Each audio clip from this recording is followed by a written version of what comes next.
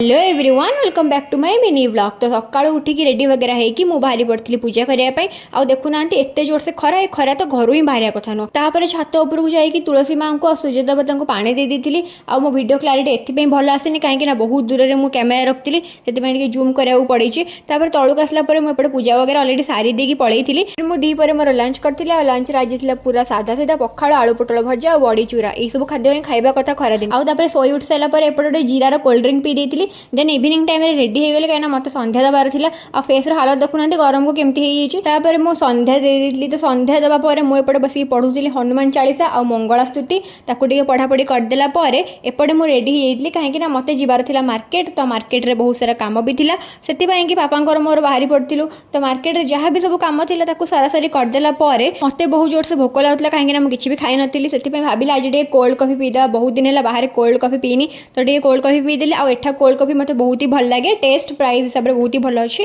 तापर एपटे मुझे डेली काम जोड़ा करे रुटी बेला बेली करदेली आ मामा आज मोप बनई पनीर पराठा तो बहुत दिन है पनीर पराठा खाई नी से आज खाईदेली। आ मुझे बेसी कड़े जापारनी बोली इंटरेस्टिंग ब्लॉग वगैरह बनई पारनी सो आपण मैंने बोर हेनी तो आगू भल ब्लॉग आने ट्राए करी। तो आज ब्लॉग टेती टाटा।